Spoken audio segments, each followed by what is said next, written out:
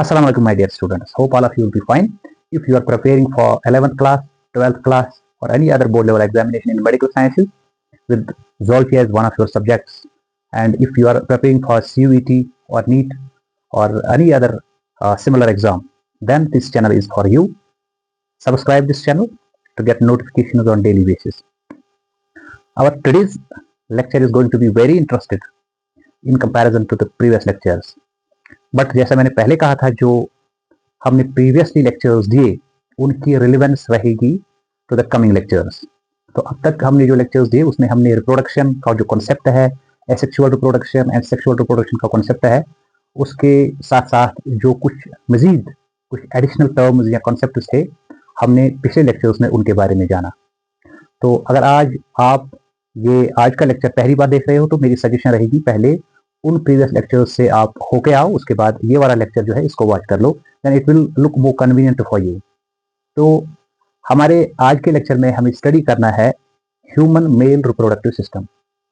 पिछली बार जो हमने लेक्चर दिया उसमें हमने जाना कि जो सेक्सुअली रिप्रोड्यूसिंग ऑर्गेनिज्म्स होते हैं उनके अंदर इवेंट्स होते हैं और उनके अंदर स्टेजेस होते हैं उनके लाइफ स्पैन के अंदर, जिसमें प्लांट्स में हमने वेजिटेटिव फेज देखा था, जबकि एनिमल्स में जुवेनाइल फेज था, उसके बाद रिप्रोडक्टिव फेज था और उसके बाद senescence phase. Same is the case with humans. Humans are also social animal.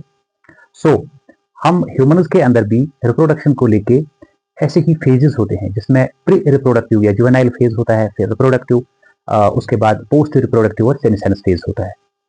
We as humans exhibit sexual dimorphism, और वी आर डायोसियस, और we are unisexual. Males are separate from females.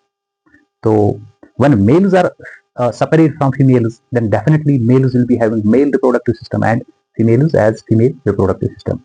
तो आज के इस लेक्चर में हम जानेंगे human male reproductive system के बारे में. इसको हम दो पार्ट्स में डिवाइड करेंगे. पहले पार्ट में पहले हम पढ़ेंगे ह्यूमन मेल रिप्रोडक्टिव सिस्टम की जो डायग्रामेटिक रिप्रेजेंटेशन है उसको अंडरस्टैंड करने की कोशिश करेंगे, और उसके साथ साथ जो प्राइमरी सेक्स ऑर्गन्स है उनको एक्सप्लेन करने की कोशिश करेंगे. बाकी जो पेंडिंग पार्ट्स रहेंगे उनको अपने नेक्स्ट पार्ट में हम डिस्कस करेंगे. तो जो ह्यूमन मेल रिप्रोडक्टिव सिस्टम है, पहले हमें जानना है कि इसकी फंक्शन क्या है. इसकी प्राइमरी फंक्शन है मेल गमीट को प्रोड्यूस करना. मेल गमीट यानी स्पर्मेटोजोआ और स्पर्म. और इसकी दूसरी फंक्शन है development of secondary sexual features in the male. Once a human male attains maturity, once he completes his juvenile period of life, once he sets his foot into the puberty stage, into the reproductive stage, there are a lot of changes, morphological, anatomical, behavioral, and other changes which take place in his body. And all those changes are actually governed by his reproductive system. Last year, J&K Board of School Education का जो annual paper आया था उसमें student से पूछा गया था draw a well neat and labelled diagram of human male reproductive system. और कभी नीट में भी आपने देखा होगा, वहां पे मेल रिप्रोडक्टिव सिस्टम या टेस्ट ऑफ टेस्टिस की एक डायग्राम होती है. उस डायग्राम में उसने कुछ मार्क्स दिए होते हैं 1 2 3 4. देन आपको ये 1 2 3 4 दिए हुए मार्क्स जो होते हैं, इन मार्क्स के साथ आपको अपना रेस्पेक्टिव नेम जो होता है उसको रिलेट करना होता है. तो सबसे पहले हम डायग्रामेटिकली अंडरस्टैंड करेंगे ह्यूमन मेल रिप्रोडक्टिव सिस्टम को. देखो, जो ह्यूमन मेल रिप्रोडक्टिव सिस्टम है इसमें पहला जो पार्ट है वो है प्राइमरी सेक्स ऑर्गन, और दूसरा जो इसके अंदर पार्ट हमें पढ़ना है वो है एक्सेसरी डक्ट्स, और तीसरे पार्ट में एक्सेसरी ग्लैंड्स, एंड लास्ट वाले पार्ट में हमें एक्सटर्नल जेनेटेलिया पढ़ना है. तो हम ह्यूमन मेल रिप्रोडक्टिव सिस्टम को इन 4 पार्ट में डिवाइड कर सकते हैं, फिर इनको 1 to 1 एक्सप्लेन कर सकते हैं. But before starting explanation of every respective structure of human male reproductive this system, let us have a thorough look diagrammatically over these different parts of human male reproductive system. तो जो मैंने primary sex organ की बात कही human male reproductive system में, वो है testes, which are there's a pair of testes which are externally covered by a sac-like structure known as scrotum. Testes are externally covered by scrotum. Then within the testes there are these fine lobulated structures which are called as testicular lobules, which get fused and united in this region, and where you find another type of the lobules a bit larger, and they are called as red testes. These are called as red testes. Okay, from red testes there are very fine tubular structures which are collectively called as vas or vasa efferents. Vasa efferentia or vasa efferens. Then there is a very larger tubular structure meant for storage of the sperms that is called as epididymis. That is called as epididymis. And from this epididymis, sperms are being drained out through this duct.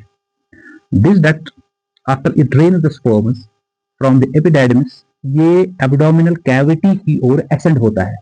यहाँ से ascend हुआ, ascend होने के बाद abdominal cavity के अंदर जो urinary bladder होता है, this is what, this is urinary bladder.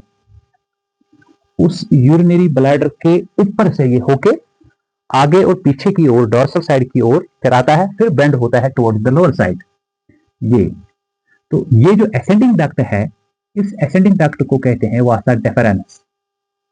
Vasa deference और वासा डेफरेंशिया.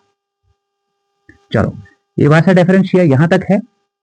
तो यहां तक आने के बाद इसके साथ और एक डक्ट मिलता है जो इस एक्सेसरी ग्लैंड को ड्रेन करता है. ठीक, और ये दोनों डक्ट्स यहाँ पे आपस में फ्यूज हुए. जहां ये फ्यूज हुए वहां अब इस छोटे से 2 to 3 सेंटीमीटर डक्ट को कहते हैं ejaculatory duct. There it is called as ejaculatory duct. इस इजैकुलेटरी डक्ट के साथ अब और एक बड़ा डक्ट फ्यूज होता है, duct like structure which drain what, urinary bladder. यहां ये इजैकुलेटरी डक्ट है और इस इजैकुलेटरी डक्ट ये थोड़ा नीचे आया. थोड़ा नीचे आने के बाद इसके साथ और एक बड़ा सा डक्ट फ्यूज हुआ जिस डक्ट ने ड्रेन किया था यूरिनरी ब्लैडर को. ठीक है, और ये वाला जो डक्ट है, this is actually urethra. Urethra which drains the urine from urinary bladder.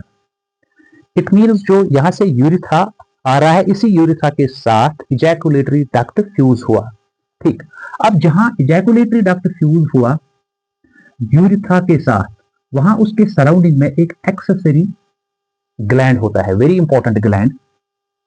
तो उस ग्लैंड को कहते हैं prostate gland. That is called as prostate gland.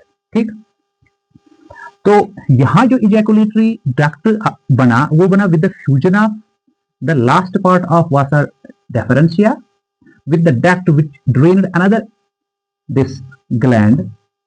This gland is called as seminal vesicle. This gland is called as seminal vesicle. तो seminal vesicle drain हुआ इस duct से, ये डक्ट फ्यूज हुआ विद द वैसा डेफरेंस, और जहां ये फ्यूज हुआ फिर ये कॉमन डक्ट जो बना, ये छोटा सा डक्ट, उसको कहते हैं ejaculatory duct. Ejaculatory duct fuse हुआ किसके साथ, यूरिथ्रा के साथ. तो यहां से ये वाला जो पार्ट है, दिस इज कॉल्ड यूरिथ्रा. अब जो यूरिथ्रा है इसके 3 हिस्से होते हैं. एक ये वाला हिस्सा जो प्रोस्टेट से होके जाता है, इस वाले हिस्से को कहते हैं, this is called prostatic part. Prostatic. ठीक है, और इसके बाद जो नेक्स्ट ये वाला हिस्सा है यूरिथ्रा का, ठीक है, इस वाले पार्ट को कहते हैं, दिस पार्ट, इसको कहते हैं बल्बस. बल्बस. इस बल्बस वाले पार्ट के साथ यहां नीचे बेस पे एक ग्लैंड होता है. This is called as Cowper's gland. तो ये जो कॉपर्स ग्लैंड से जो डक्ट आता है, this Cowper's gland is also called as bulbourethral gland. Cowper's gland से डक्ट आता है, वो डक्ट भी एम्प्टाई होता है into this bulbous part of urethra. फिर इसके बाद ये यूरिथ्रा आगे जाता है और एक्सटर्नल जेनेटेलिया से होके जाता है, जहां पे इसको हम कहते हैं पिनाइल पार्ट, पिनाइल पार्ट। ठीक, तो जो लास्ट पार्ट होता है external genitalia, this last part is called as penis. It has anterior region which is called as glans, and this region which is called as shaft, and this basal region which is called as root. So this is what diagram representation of human male reproductive system is. I will repeat it once for you. Diagrammatically, human male reproductive system consists of these structures, and all these structures have been divided into 4 parts. जो पहला है वो है primary sex organ, जो दूसरा है वो है एक्सेसरी डक्ट, जो तीसरा है वो है एक्सेसरी ग्लैंड, और जो लास्ट वाला पार्ट है दैट इज एक्सटर्नल जेनेटेलिया। तो पहले पार्ट में हमने देखा there is pair of testis and which are externally covered by scrotum, a bag like structure, and within the testes there were testicular lobules and red testes. Red testis से होके छोटे छोटे ducts आए, उन्होंने sperm को collect किया, फिर drop किया इनटू एपिडेर्मिस। जो ये छोटे डक्ट्स आए फ्रॉम रेड टेस्टिस और जिन्होंने स्पर्म्स को ड्रॉप किया इनटू द एपिडेर्मिस, उनको वासा एफरेंशिया कहते हैं या वासा एफरेंस। उसके बाद ये जो मोर ट्यूबुलर रीजन होता है which is backwardly and anteriorly covering the part of the testis, that is called epidermis. And from epidermis sperms are being drained by a special duct जो एसेंड होता है टुवर्ड्स द एब्डोमिनल कैविटी, अंदर ऊपर urinary bladder से होके जाता है, फिर नीचे आता है, और इस लॉन्ग डक्ट को हम कहते हैं वासा डेफरेंशिया। इस डक्ट का जो लास्ट वाला पार्ट है उसके साथ एक दूसरा डक्ट फ्यूज होता है जो पहले एक्सेसरी ग्लैंड यानी सेमिनल वेसिकल से आता है, और आपस में फ्यूज होने के बाद इजैकुलेटरी डक्ट बन जाता है। ये इजैकुलेटरी डक्ट ये यहाँ से जो यूरिथा नीचे आता है, ठीक है, तो इस यूरिथा के साथ फ्यूज होता है, तो यहाँ से ये कॉमनली यूरिथा कहलाया जाता है। और जो यूरिथा है, यूरिथा का जो पहला हिस्सा है दैट इज प्रोस्टेटिक पार्ट। ये वाला हिस्सा जो यूरिथा का होता है ये तो यूरिनरी पार्ट होता है, यानी यहाँ इसका काम होता है only to transport the urine और drain the urine from urinary bladder towards the lower side. But इसके बाद इसके 3 हिस्से हैं, एक है प्रोस्टेटिक पार्ट, ठीक है, एक है बल्बस पार्ट, और लास्ट वाला है पेनाइल पार्ट। तो जो यूरिथा का पहला हिस्सा, इस पहले हिस्से में इसे डक्ट्स इसके अंदर चले आते हैं। कौन से डक्ट? जो एक दूसरे ग्लैंड से आते हैं जिसको कहते हैं कॉपर्स ग्लैंड और बल्बो यूरिथ्रल ग्लैंड। तो उसके बाद ये जो यूरिथ्रा होता है ये बल्बस पार्ट से होके पीनाइल पार्ट में कन्वर्ट होता है। उसके बाद लास्ट वाला जो लास्ट वाला एक्सटर्नल जेनेटेलिया बनाता है दैट इज पेनिस, जिसका एक एंटीरियर हेड ग्लैंड्स कहलाता है, और दूसरा हिस्सा शैफ्ट और तीसरा हिस्सा रूट। इसके ग्लैंड्स के ऊपर से एक सिकिन होता है, skin like, that is called as foreskin और प्रेप्यूस। ये फोरसिकिन जो यहाँ पे होता है it is also called as prepuce. तो अगर आपसे क्वेश्चन पूछा जाएगा कि draw a well neat label diagram of human male reproductive system, आप इसका स्क्रीनशॉट लेके इसको 1-2 बार ट्राई कर सकते हो पेंसिल से। उसके बाद then you will be in a position to draw it very clearly. तो ये हमने इसका सैजिटल व्यू देखा, ठीक है, साइड व्यू, सेक्शनल व्यू हमने ह्यूमन मेल रिप्रोडक्टिव सिस्टम का देखा। हम इसका फ्रंटल व्यू भी इस तरह दिखा सकते हैं जिसमें ये डिफरेंट स्ट्रक्चर्स पेयर्ड फॉर्म हम दिखा सकते हैं। जैसे we have pair of testis, तो यहाँ से पेयर ऑफ टेस्टिस दिखाया जा सकता है। We have pair of epididymis, यहाँ से पेयर ऑफ एपिडाइडमिस दिखाया जा सकता है। We have pair of vasa deferentia, तो वैसा डिफरेंशिया पेयर फॉर्म में दिखाया जाएगा, ठीक है। तो अगर हम ये फ्रंटल व्यू लेते हैं ये भी ठीक रहता है। आप इसको भी ड्रा कर सकते हो। If you will be asked to draw a well neat label diagram of male reproductive system, आप इस डायग्राम को भी ड्रा कर सकते हो। तो यहाँ मेरे साथ आप रिपीट कर सकते हो कि ये यहाँ पे this is testis, these are red testes, this is epididymis, this is what? This is vasa deferentia, okay, and this is seminal vesicle, and this is ejaculatory duct, this is prostate gland, and here it is urethra, and here you have Cowper's gland, and here this is penile part of the urethra, and this is penis, this is glans, and this is prepuce. So these and this is urinary bladder, and this or this, these are actually ureters. And you can also see these dotted forms are nothing but these are ureters. तो ये तो diagrammatic representation हुई। इसके बाद हम जो different parts हैं human male reproductive system के, उनको वन बाय वन हम उनको एक्सप्लेन करेंगे। तो सबसे पहला जो पार्ट है ह्यूमन मेल रिप्रोडक्टिव सिस्टम का, they form the primary sex organs. तो प्राइमरी सेक्स ऑर्गन्स हैं टेस्टिस। चलो, तो जो टेस्टिस हैं उनकी लोकेशन पहले देखते हैं। उनकी लोकेशन है एक्स्ट्रा एब्डोमिनल। लोकेशन टेस्टिस की है ह्यूमन मेल्स में extra abdominal in a special structure called as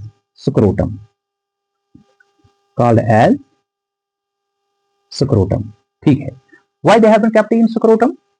because testis की जो फंक्शन है either the synthesis of testosterone और सिंथेसिस और प्रोडक्शन ऑफ स्पर्म्स। तो स्पर्म्स की प्रोडक्शन जो है यानी spermatogenesis and synthesis of testosterone जो है मेन फंक्शंस जो टेस्टिस की है, उन फंक्शंस को परफॉर्म करने के लिए टेम्परेचर होना चाहिए less than 2.5 degrees than the normal abdominal body temperature. अगर हमारा बॉडी टेम्परेचर है एब्डोमिन में 37 डिग्री, तो सुपरमेटोजेनेसिस के लिए 36 भी नहीं, 35 भी नहीं, 34.5 डिग्री की जरूरत है, यानी less than 2.5 degree than our body temperature. वो कैसे पॉसिबल था? वो पॉसिबल है when testis are placed in scrotum extra abdominally. ठीक, तो जो स्क्रोटम है, इस स्क्रोटम में ये जो टेस्टिस डिसेंड होते हैं, ये होते हैं after 7th month of gestation. After 7th month of gestation, जब एक मेल बेबी वॉर्म के अंदर डेवलप होता है, जब उसकी एज मोर देन 7 मंथ हो जाती है, अप टू 9 मंथ, इस पीरियड में टेस्टिस डिसेंड होती है डाउनवर्ड्स थ्रू द सुपरमेटिक कॉर्ड। ठीक है, थ्रू द सुपरमेटिक कॉर्ड। ये सुपरमेटिक कॉर्ड पहले एक यूनिक कॉर्ड फॉर्म में होती है, व्हाट इज कॉल्ड एज गुबर्नाक्युलम। ये जो गुबर्नाक्युलम होता है उसमें कॉर्डल मसल्स होते हैं, लॉन्गिट्यूडिनल एंड सर्कुलर मसल्स भी होते हैं, and this is the reason behind the descendance of testes from abdominal region into the sacrotal region। ठीक है, तो सुपरमेटिक कॉर्ड से ये नीचे आते हैं, और उनको नीचे आने के लिए गुबर्नाक्युलर मसल्स जो होते हैं, गुबर्नाक्युलम कॉर्ड जो होता है वो रिस्पॉन्सिबल होता है। If this gubernaculum fails to make testes descend downwards into the scrotum, then the disease developed as such is called as क्रिप्टोकाइडिज्म।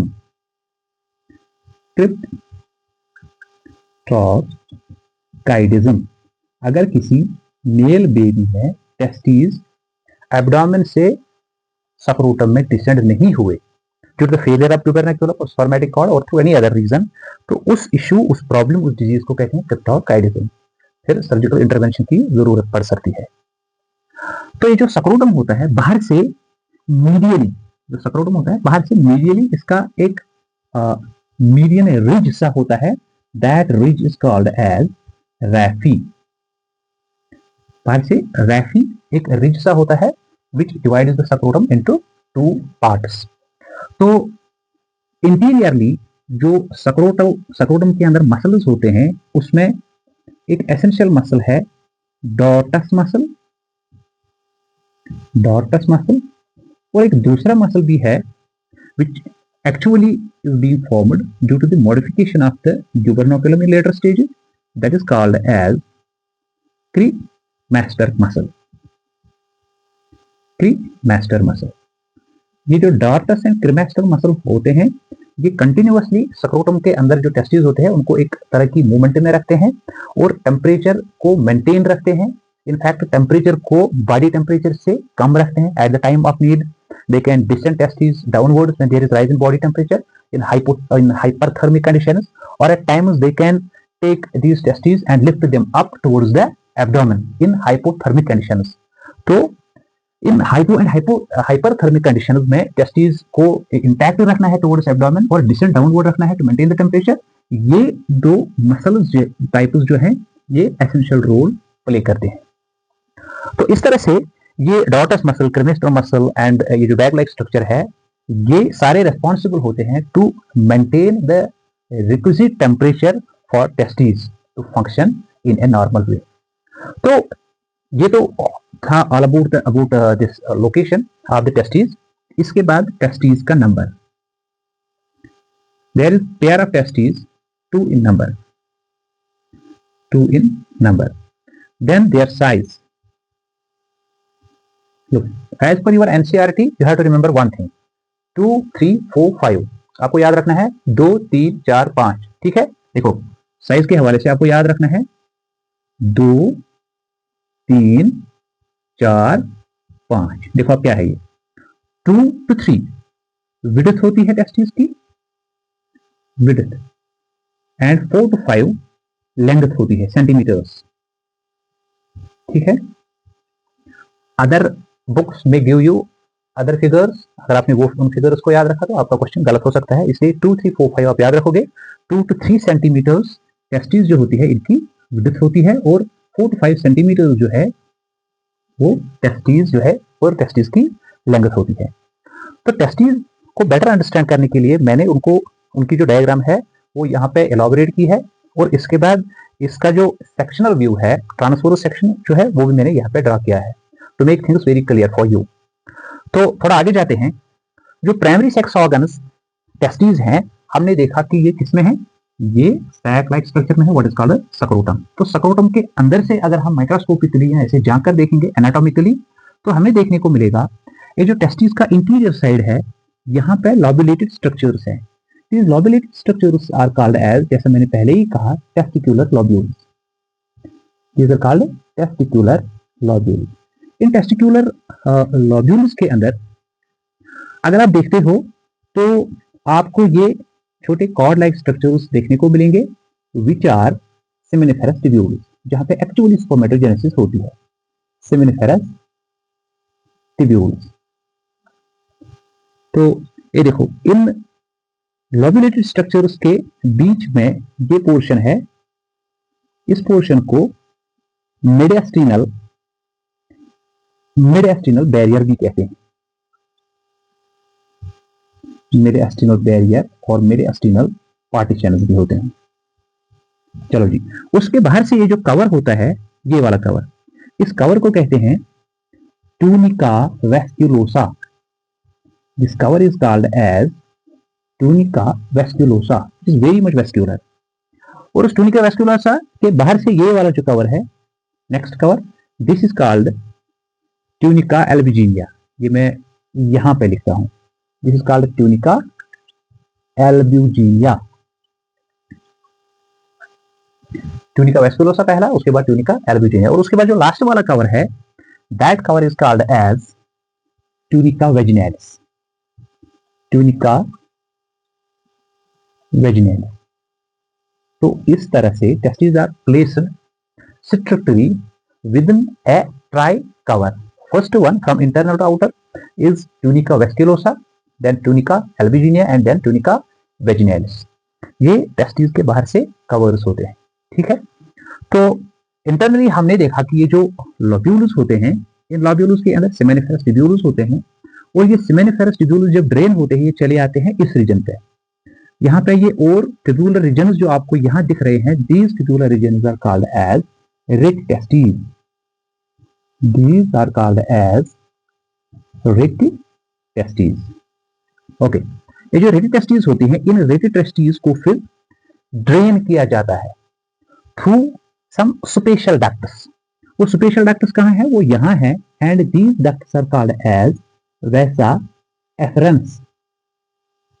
Vasa efferents. Anybody will ask you what is vasa efferents? आप कहना these are the ducts which drain the rete testes of our testes and pour the sperms which have been drained out from rete testes into what?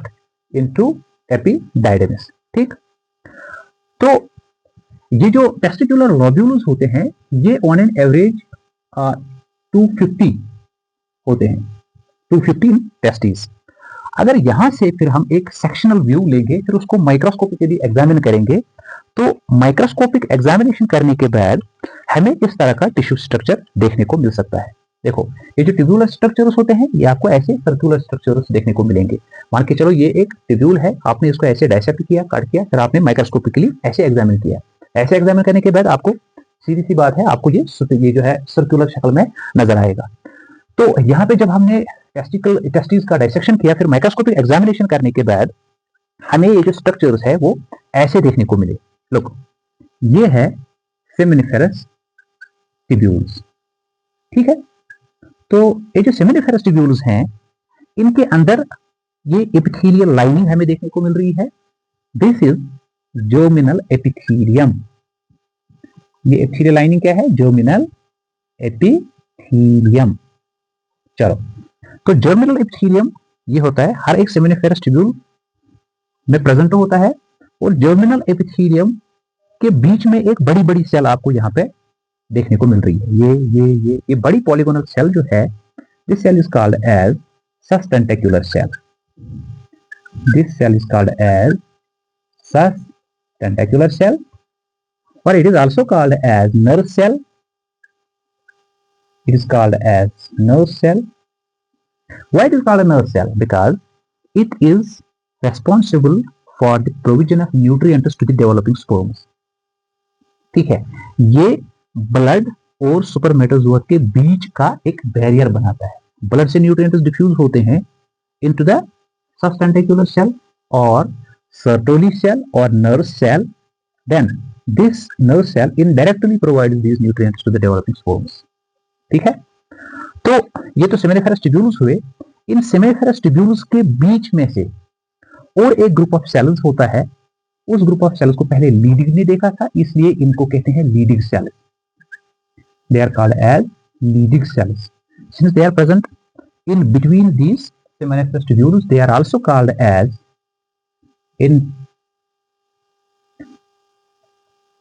interstitial cells. They are also called as interstitial cells. इसके अलावा testis में ये जो stroma होता है, यहाँ पे blood vessels होती हैं, ठीक है। यहाँ पे ये बेसमेंट मेम्ब्रेन्स होती हैं, ब्लड वेसल्स होते हैं, ठीक है। थोड़ा बहुत फैटी साइड होता है, ठीक, और नर्व प्लेक्सस होती है। अब देखो, ये जो ट्रांसवर्स सेक्शन के अंदर हमने पहले ये जर्मिनल एपिथेलियम देखा, ठीक। हमने ट्रांसवर्स सेक्शन ऑफ टेस्टिस के अंदर जो हमने जर्मिनल एपिथेलियम देखा, उस जर्मिनल एपिथेलियम का काम है सुपरमेटोजेनेसिस। सुपरमेटोजेनेसिस जो प्राइमरी फंक्शन है ह्यूमन मेल रिप्रोडक्टिव सिस्टम का। और इसके साथ साथ जो यहाँ पे ये बड़ी सर्टोली सेल थी, इसकी फंक्शन देखो। Sertoli cell is responsible for sperm nourishment. तो यहाँ पे मैं लिखूंगा न्यूरिशमेंट ऑफ स्पर्म, ठीक। तो दूसरी फंक्शन इसकी है, ये एक स्पेशल प्रोटीन बनाती है जिसका नाम है ABP, एंड्रोजन बाइंडिंग प्रोटीन। ये एक ऐसा प्रोटीन होता है जो टेस्टोस्टेरोन को क्विकली रिसीव करता है, ठीक है, उसको बाइंड करता है अपनी ओर।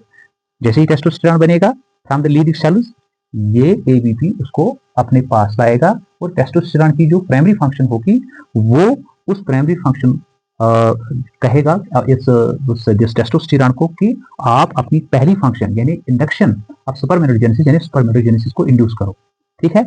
इसीलिए जब एक ह्यूमन मेल मैच्योर होता है, सबसे पहले जो चेंज उसके अंदर आती है वो आती है spermatogenesis. Although that is under the control of the hormone testosterone. Testosterone के कंट्रोल में बाकी सेकेंडरी सेक्सुअल फीचर्स भी थे, लेकिन जब तक वो सेकेंडरी सेक्सुअल फीचर्स को डेवलप करे, जैसे प्रेजेंस ऑफ बियर्ड है, हैवी वॉइस है, ब्रॉडिंग ऑफ शोल्डर्स है और प्रोटीन सिंथेसिस है, so on and so fourth, उन सारी फंक्शन से पहले जो टेस्टोस्टेरोन की फंक्शन है वो स्पर्मेटोजेनेसिस है, वो करवाई जाती है because of ABP from Sertoli cells. आप इसको याद रखोगे। और उसके अलावा और एक चीज भी ये बनाता है, what is called as AMP AMP, anti Mullerian protein. तो ये जो एंटी मुलेरियन प्रोटीन है, ये देखा गया है कि ये anti Mullerian protein against Mullerian hormone जो होता है उसके अगेंस्ट बनाया जाता है इन द फीटल लाइफ। जब ह्यूमन मेल जब उसका फीटल स्टेज होता है तो उस स्टेज में ये AMP, एंटी मुलेरियन प्रोटीन भी बनाता है। तो ये 3 इंपॉर्टेंट फंक्शंस है किसकी, सर्टोरी सेल की। इसके अलावा वो भी फंक्शंस है, लेकिन ये 3 प्राइमरी फंक्शंस है इसकी, ठीक है। इसके बाद ये तो फर्स्ट पार्ट हुआ, ये second and third histological part is Leydig cells और इंटरेस्टियल सेल्स। देखो जो लीडिंग सेल्स है, इन लीडिंग सेल्स का काम है एक स्पेशल हार्मोन को बनाना which is responsible for development of secondary sexual features in the male, and that hormone is called as testosterone. That hormone is called as testosterone. Testosterone is responsible for start of what, spermatogenesis. Testosterone ही फिर germinal इप्थिलियम को कहेगा कि आप spermatogenesis को start करो, ठीक, under the influence of FSH। वो आगे देखेंगे हार्मोनल कंट्रोल में।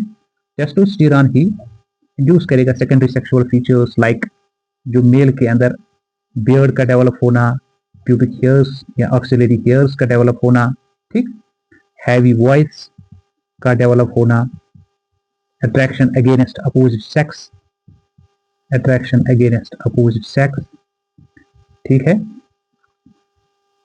मोर synthesis of the proteins which ultimately leads to broadening of shoulders. Next, aggressive nature. तो जो मेल्स में कंपैरेटिवली एग्रेसिव नेचर होता है that is because of testosterone. Testosterone ये नहीं कहता है आप लड़ाई झगड़ा कर लो, बट कंपैरेटिवली मेल्स जो है एग्रेसिव होते हैं। कहीं पे मार्केट में कहीं पर भी होते हैं, अगर आपने किसी जगह पे झगड़ा देखा तो उस झगड़े में ज्यादातर मेल्स ही इन्वॉल्व होते हैं और मेल्स ही बाहर जाते हैं। तो actually this is nothing but this is the application of testosterone. तो टेस्टोस्टेरॉन जो लीडिंग सेल से सिंथेसाइज होता है, ये एक्चुअली सिंथेसाइज होता है under the influence of special hormone known as LH, luteinizing hormone. और वहां जो स्पर्मेटोजेनेसिस होती है ये actually under the influence of FSH, दूसरा हार्मोन है। Both these hormones LH and FH they are being synthesized by anterior lobe of pituitary gland। जिस anterior lobe of pituitary gland को हाइपोथैलेमस इंड्यूस करता है through gonadotropic releasing hormones. ये थोड़ा hormonal control मैंने दिया। जब ह्यूमन मेल के अंदर जुवेनाइल स्टेज कंप्लीट होता है तो उसके हाइपोथैलेमस से GRH रिलीज होता है, उस GRH से anterior lobe of pituitary gland induce होता है और उसके बाद LH एंड FSH रिलीज होते हैं। LH की वजह से टेस्टोस्टेरॉन बनता है और वो टेस्टोस्टेरॉन इनडायरेक्टली फिर इंड्यूस करता है स्पर्मेटोजेनेसिस थ्रू ABP, ठीक है, and development of secondary sexual features. और जो LH है और जो FSH है वो इंड्यूस करता है जर्मिनल एपिथेलियम को to start the process of spermatogenesis. So with this we have concluded the first part of human male reproductive system. In next part we will take the other structures of human male reproductive system and we will explain them.